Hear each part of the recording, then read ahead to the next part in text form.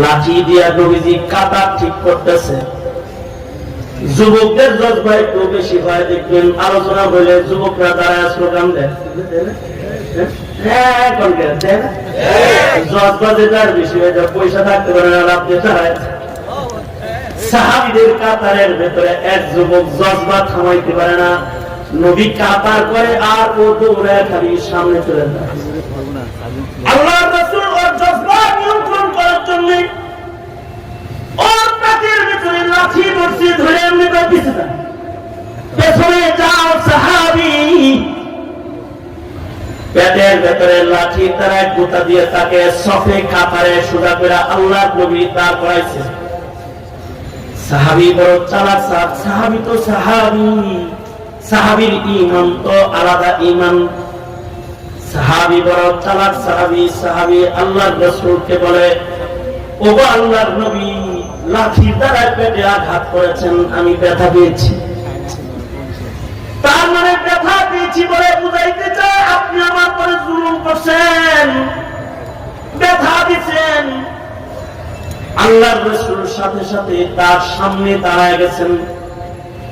সরওয়ারে তো আলম মুহাম্মাদুর রাসূলুল্লাহ সাল্লাল্লাহু আলাইহি ওয়াসাল্লাম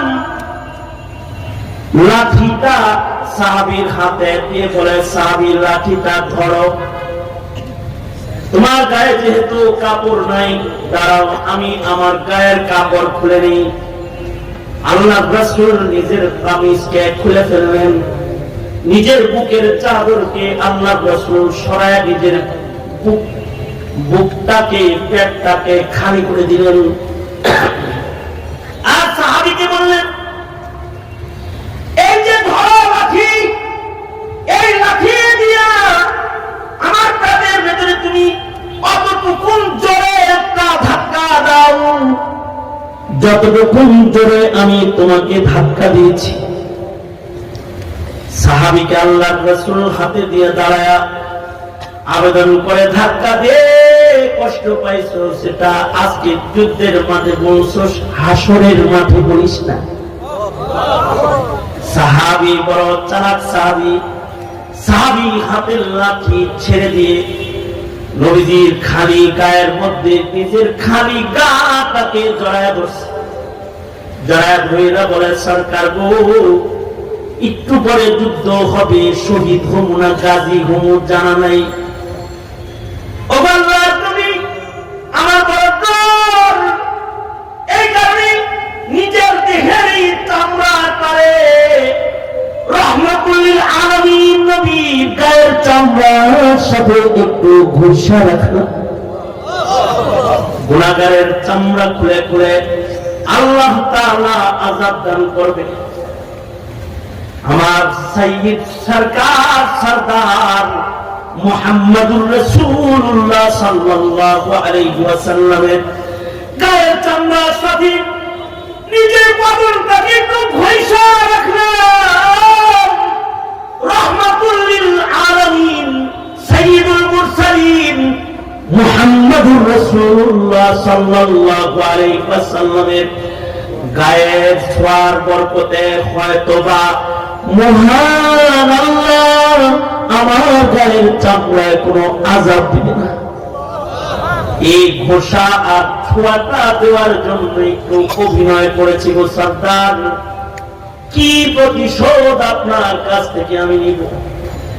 সাইয়্যিদুল মুরসালিন রাহমাতুল লিল আলামিনের কাছ থেকেও কি কোনো প্রতিশোধ লওয়া যায়?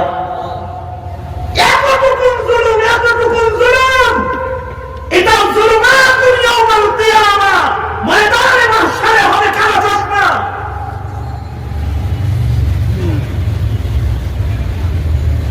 হযরত সিদ্দিক আকবর নিজের অধীনস্থ গোলামকে একদিন কান ধরে একটা মুচড় দিচ্ছেন। অধীনস্থদেরকে অনেক সময় মানুষ শাসন করে না, মুখে তো শাসন করছে করছে, কান ধরে বলাও দিছে। কান তো নরম অঙ্গ, এটাই যখন দিছে জোর করে মুচড়, এটা লাল হয়ে গেছে। হযরত আবু বকরের কিছু সময় পরে রাগ থামছে। রাগ থামার পরে গোলামের চোখের দিকে তাকায় দেখে কানটা লাল হয়ে গেছে।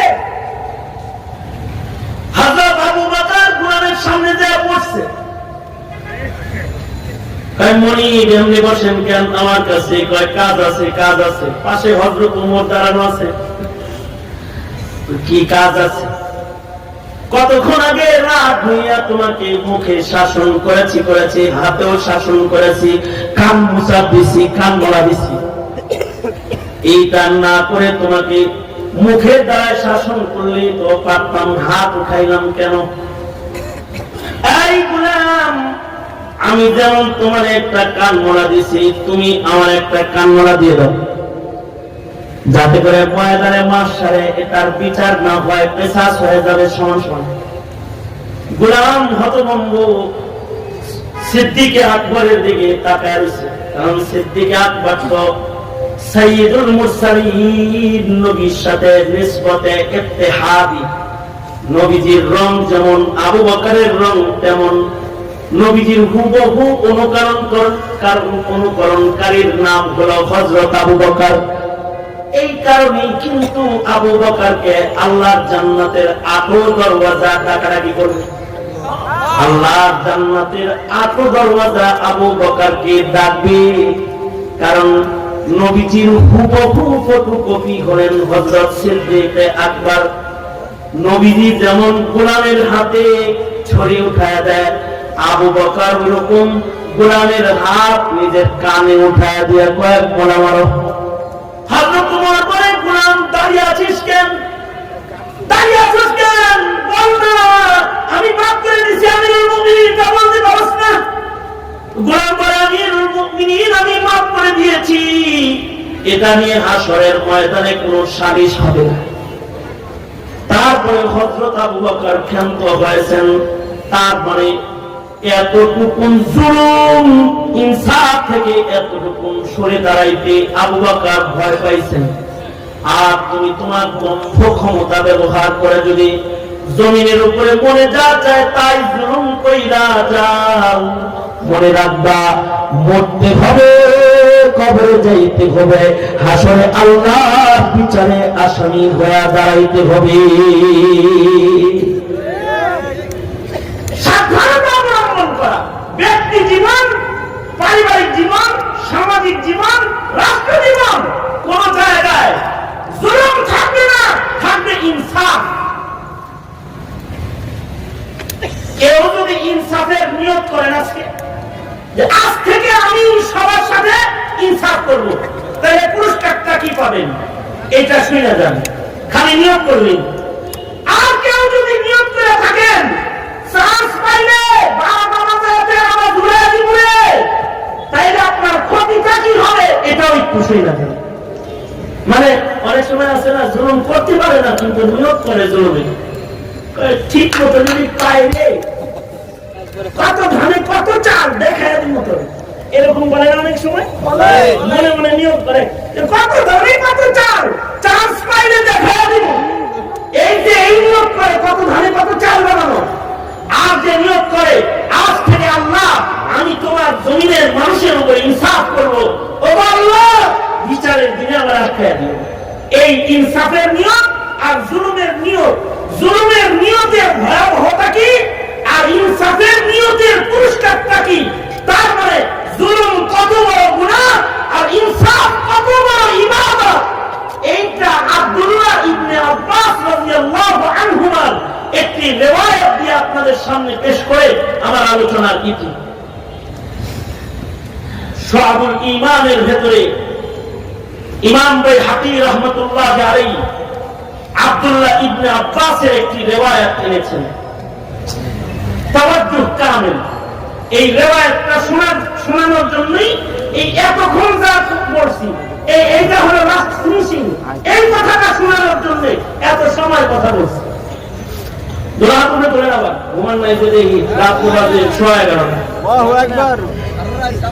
আর না সারা রাত আপনি, আমি না, সোজা করেন আবার একটু নাড়েন চালেন তো, দৃশ্যটা কিন্তু সুন্দর না? দিনের কাজের আনন্দ, এটা তো একটা আদর জিনিস। মিয়া গুনার কাজে না পাইতে পারেন না, দিনের কাজের একটা আনন্দ আছে না, সোজা করেন নাড়েন তো দেখি, ভালো করে নাড়া চালাবেন, কত সুন্দর দেখা যায়। এবার জবান খুলে আবার বলেন আল্লাহু আকবার।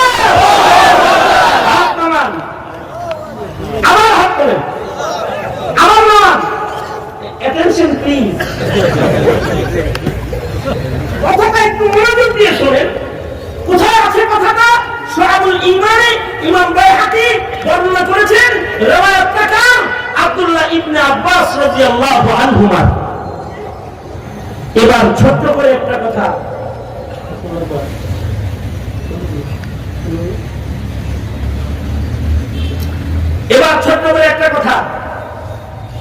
আব্দুল্লাহ ইবনে আব্বাসকেও তো চেনা দরকার। আব্দুল্লাহ ইবনে আব্বাস সম্পর্কে খালি নামই শুনছেন, কিন্তু ওনার জীবন সম্পর্কে জানেন না যারা, তাদের জানার জন্য বলছি। আর যারা জানেন তারা তো নিজে জানেন না, বয়ে রয়েছেন, কাউরে জানার নাই। জানার নাই বিধায়ী সাহাবায়ে কেরামের ইজ্জত আজমত সন্তানদের ভেতরে নাই। কত কিছু জানান নিজের ছেলে মেয়েরে, কিন্তু সাহাবী জানান দেন না যে সাহাবী কেমন। মাশাআল্লাহ, আলহামদুলিল্লাহ।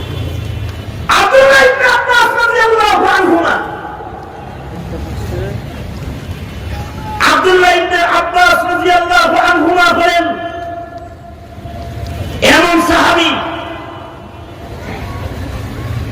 নবীর ইন্তেকালের সময়, কলেজের ভাইরা যারা আছেন আমাদের জন্য খুব জরুরি কথা এটা, কারণ কলেজে যখন পড়ে তখন আমাদের যুব সমাজ অথবা প্রজন্মের বয়স কলেজে যাইতে যাইতে কত বছর হয়?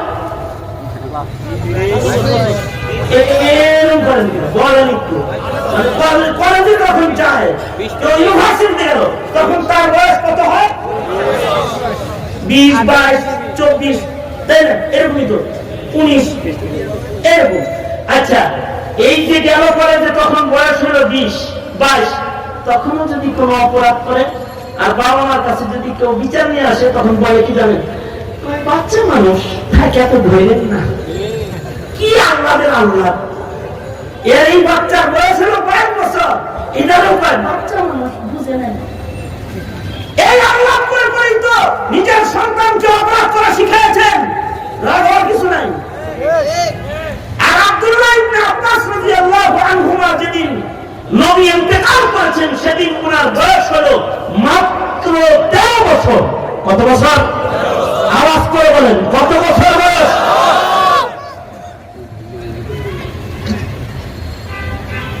নবীজি যখন ইন্তেকাল করেছেন, তখন আব্দুল্লাহ ইবনে আব্বাস রাদিয়াল্লাহু আনহুমার বয়স হলো 13 বছর।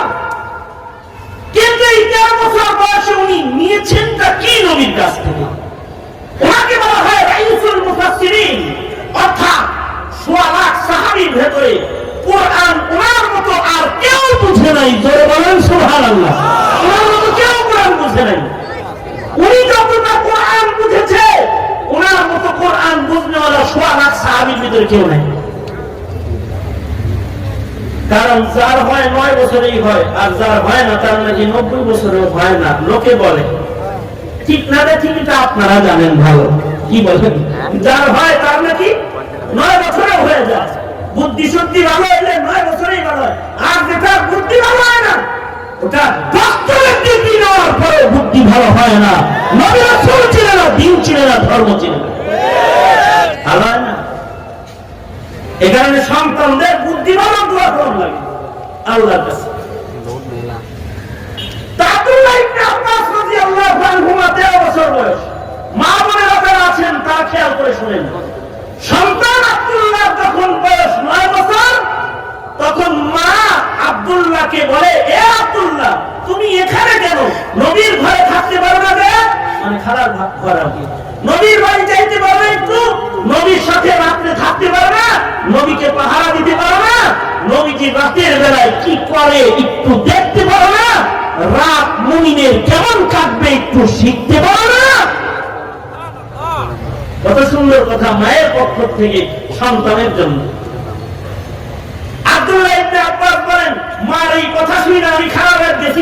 রাসূলের ঘরে নবীজি করছেন কি, আমি ছোট মানুষ, আমাকে খালা আর নবীজির মাঝখানে আমাকে ঘুম পাড়ায় দিচ্ছে।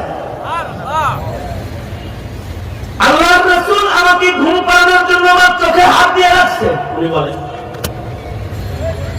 আব্দুল্লাহ ইবনে আব্বাস বলে, আমি তো ঘুম পাড়তে আসিনি। মনে মনে উনি বলে, আমি তো ঘুমাইতে আসিনি। আমি আসছি আমার নবীর রাত্রিটা কেমন এটা দেখতে। হযরত আব্দুল্লাহ ইবনে আব্বাস বলেন, আমি ঘুমের ভান ধরে রয়েছি, হঠাৎ করে আল্লাহর রাসূল সাল্লাল্লাহু আলাইহি ওয়াসাল্লাম বিছানা থেকে উঠে গেলেন, হাজত সারলেন, ইস্তেনজা করলেন। আমিও লাফ দিয়ে নবীর পিছে পিছে উঠা গেছি। নবীজি বাথরুম থেকে বের হবেন, নিশ্চয়ই নবীজির ওযুর জরুরত রয়েছে। আমি নবীর জন্য সুন্দর করে ওযুর পানি রেডি করে কাছে রেখে দিয়েছি, যাতে বাথরুম থেকে বের হয়ে আল্লাহর রাসূলের সাথে সাথে ওযুর পানি নজরে পড়ে। নবীজিকে বসার জন্য টুল দিয়েছি, মিসওয়াক রেখে দিয়েছি।